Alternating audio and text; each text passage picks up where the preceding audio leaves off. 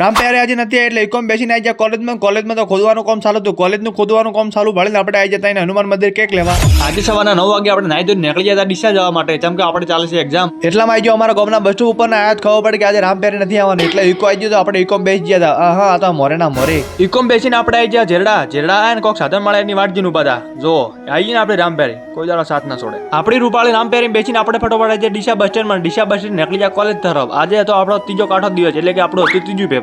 અને પેપર તો એટલો મસ્ત છે ને તમે વાત જ મત પૂછો. આના ખાણિયાના ઉપર ધ્યાનમાં તાલા તો ડીસામાં રહેવાનું જ. એટલા તો હું આવી ગયો કોલેજમાં એક્ઝામ લઈને ફટોફટ આવી ગયો બારે. આ કાકા તમે જોતા હશો, કાકા એમને નહીં આવ્યા કોલેજમાં એટીની એક્ઝામ મારવા હતા. કાકો કે આપણો એક જ સવાલ. આજનું પેપર પટાઈને ફટોફટ હું આવી ગયો ત્યાં હનુમાન મંદિર આવવાનું કારણ હતું કે આજે મારે લાવવાનો હતો કેક, એટલે ફટોફટ હું આવી ગયો ધ કેક વર્લ્ડમાં. કેક લેવા આવ્યા ને આટલા બધા કેકમાંથી એક કેક લઈ લીધો ને આવી ગયો રામ પ્યારી તો બેસી ગયો. પણ મને એક માણસ જોવા મળી ગયો. આ રહ્યો ભાળો મેહુલ બ્લોગર. મને તો મેહુલ મળી ગયો. તમને મારો વિડીયો મળ્યો કે નહીં? તો વિડીયો મળ્યો તો તમે લાઈક ફોલો શેર કરી નાખજો. આપણે મળીએ બીજા બ્લોગમાં.